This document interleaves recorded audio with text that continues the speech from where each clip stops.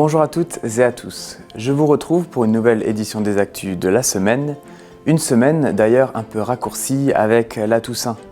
Au programme, nous avons première fête d'Halloween à Dunbar organisée par les copains de la vallée. Des maquillages et des bricolages précèdent la fameuse collecte de bonbons. À Utenhofen, l'association des parents d'élèves invitait les enfants à une traque aux bonbons dans le village. Dans la pénombre, on aperçoit plein de fantômes et de créatures fantastiques. Rencontrer des sportifs de haut niveau, ça n'arrive pas tous les jours. Les enfants de l'école de Mittelsheim ont pu, lors d'un après-midi fin octobre, discuter avec Nora, une triathlète originaire de Gundershofen. Vous avez peut-être sorti votre costume le plus effrayant ce mardi, car c'était Halloween. Avec la nuit qui se couche tôt, ça donne une ambiance qui fait peur. Nos caméras ont réussi à filmer des monstres du côté de Dunbar. Les copains de la vallée n'ont pas eu peur d'organiser la première soirée d'Halloween au Mill Club de Dunbar-Neuenhofen.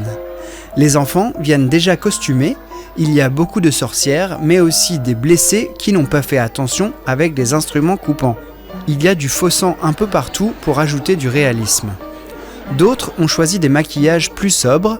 Les parents d'élèves proposent des motifs de fantômes, de petites araignées, de chauves-souris ou de citrouilles.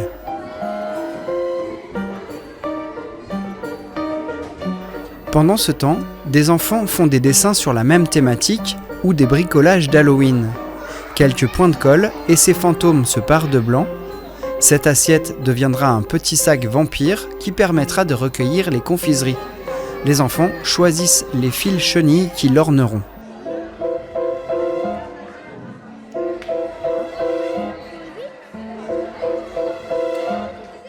À l'extérieur, Fabien, du réseau d'animation intercommunale, a préparé un jeu plutôt surprenant. Le but du jeu, c'est de mettre la main dans la boîte et de trouver ce qu'il y a dedans. En guise d'apéritif avant les bonbons, un mets qui fait peur, les enfants goûtent de petits insectes comestibles. Quand tout le monde est prêt, c'est le départ pour le moment tant attendu, la collecte de bonbons, une première. Oui, c'est nouveau dans le village, mais bon, un peu de nouveauté, ça fait pas de mal. Puis c'est surtout pour les enfants, pour qu'ils puissent s'amuser, et voilà, c'est le plus important. On avait prévenu les maisons qui sont dans le défilé, qu'on allait passer. On a organisé ça avec plaisir, en équipe, comme d'habitude. Oui, attendez. Le groupe de 50 enfants défile dans les rues du village et toque aux portes. Gare à ceux qui n'auront pas de friandises, un sort les attend.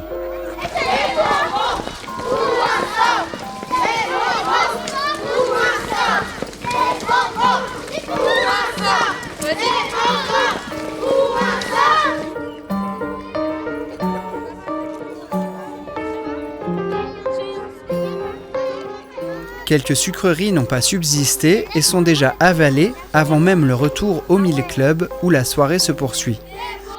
Malheureusement, la deuxième partie, un sentier de l'horreur pour les plus grands, a été annulée en raison des conditions météorologiques. Les organisateurs espèrent que la météo sera plus clémente l'an prochain. La légende raconte que lors de la soirée du 31 octobre, les créatures fantastiques se réveillent pour faire la fête et récoltent des bonbons contre un sort. À Utenhofen, elles ont aussi pointé le bout de leur nez.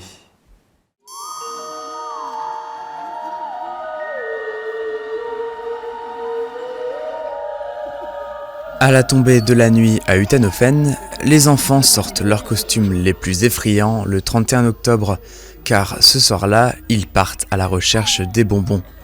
L'APE, l'association des parents d'élèves de Mittelsheim et Utenhofen, a organisé une balade diabolique dans la commune.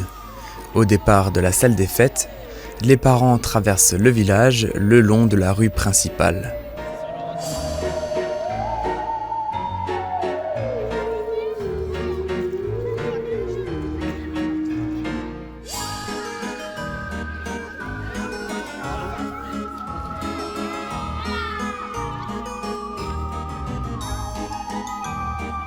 Disséminées à plusieurs endroits, des créatures fantastiques les attendent pour remplir les têtes de citrouilles, de squelettes et autres seaux de bonbons.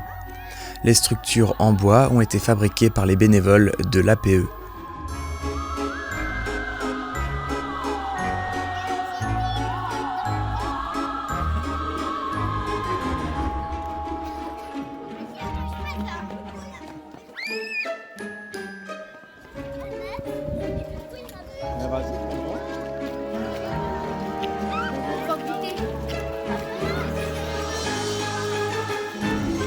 Tout doucement, parents et enfants se dirigent vers la salle des fêtes où les attendent une autre surprise.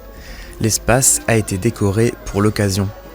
Arrivés déguisés, les animateurs du réseau d'animation intercommunal s'occupent de la partie musicale. Les familles mangent les bonbons récoltés lors de la balade, mais gardent une place pour les pâtisseries d'Halloween réalisées par les parents.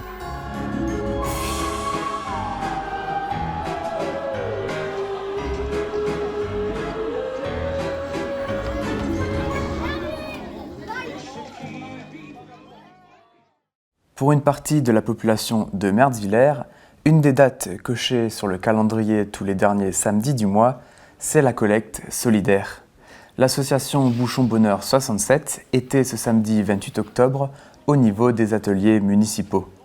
Toute l'équipe des bénévoles s'est mobilisée.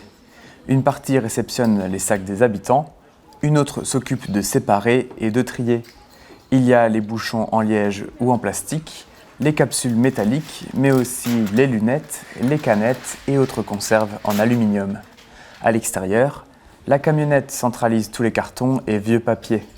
En même temps, le public peut déposer les piles usagées qui seront transmises au Téléthon et des vêtements à plusieurs associations dont les Restos du Cœur. C'est un geste écologique et solidaire car toutes ces récoltes sont vendues aux entreprises de recyclage. L'argent permet de venir en aide aux personnes handicapées. Par exemple, en octobre, l'association Bouchon Bonheur 67 a vendu 13 tonnes de bouchons, ce qui a rapporté près de 4 000 €. L'antenne de Mertzwiller sera ici pour 2 autres rendez-vous en 2023, les 25 novembre et 30 décembre. Et en 2024, elle fêtera ses 20 ans de collecte. Les communes mettent à l'honneur les champions sportifs locaux chaque année à la même période. Le 27 octobre, les villes de Reichshofen et de Niederbronn-les-Bains tenaient leur soirée. Celle de la cité thermale s'est déroulée au Moulin Neuf. À chaque édition, un club niederbronnois est mis à l'honneur. Pour 2023, c'est au tour du Tri-Club des Vosges du Nord. De nombreux sportifs sont distingués, qu'ils soient jeunes ou adultes, pour leur performance de l'année et leur podium à l'échelle départementale. Joël Egas, la société de gymnastique et de tir, le Tri-Club, Niederbronn-les-Bains Athlétisme ou encore Alsace Nord Judo, tous les sportifs reçoivent des cadeaux, une casquette et un sac à dos. Et à noter, la triathlète originaire de Gundershofen, Nora Nouri, était l'invitée d'honneur de la soirée. D'ailleurs, on va tout de suite la voir dans ce reportage car elle était de passage à Mittersheim. Les classes de CP, CE1, CE2 de Madame Rino découvrent plusieurs personnalités sportives dont Nora. Elle a pu échanger avec les enfants lors d'un après-midi et parler de son sport, le triathlon. L'école de Mittersheim prépare les Jeux Olympiques, les Jeux proches de 2024, mais aussi plus lointains, car l'un de ses enfants pourrait bien être un futur médaillé. C'est en tout cas l'idée, montrer aux élèves que tout est possible en invitant des champions locaux. Nora, c'est une petite fille, comme vous, une élève. La première à ouvrir ce cycle de rencontres est Gundershofenoise. La triathlète Nora Nouri présente son parcours aux enfants. Au courant de l'après-midi du 20 octobre, ils ont pu lui poser toutes les questions qu'ils voulaient. On a préparé un interview. Quel âge avez-vous? J'ai 19 ans. Quel sport faites-vous? Je fais du triathlon. Où avez-vous commencé? Dans quel club? J'ai commencé à Niederbronn-les-Bains dans le Tri-Club Vosges du Nord. Quel jour faites-vous du sport et pendant combien de temps? Tous les matins, on nage à 6h15 jusqu'à 8h30 à peu près. Et après, je vais à l'école. Puis dans la journée, je cale à peu près 2 heures de vélo. Puis le soir, on a course à pied à 16 heures. Et les mardis et les vendredis, on a musculation aussi pendant 1h30. Au fil des questions, ils en apprennent plus. Les enfants sont fascinés par la championne. C'est impressionnant quand même, j'en ai jamais vu. Quel est votre point fort? Mon point fort, c'est la course à pied. Est-ce que vous aimez votre sport? Bien sûr que je l'aime, mon sport. Repérée pour ses performances, elle est membre de l'équipe du Maroc. Je suis algérienne, marocaine et française. Et en fait, en France, pour moi, j'avais pas trop d'espoir. Parce qu'il y a déjà les têtes, on va dire, en France. Et après aussi, c'était aussi un choix de cœur. Le Maroc, ça me tenait vraiment à cœur de courir pour eux.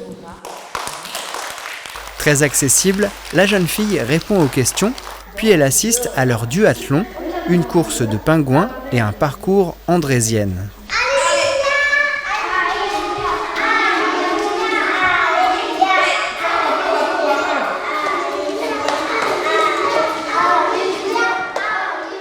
Nora n'a pas encore assez de points pour participer aux Jeux Olympiques de Paris, mais elle sera prête pour les JO 2028 à Los Angeles.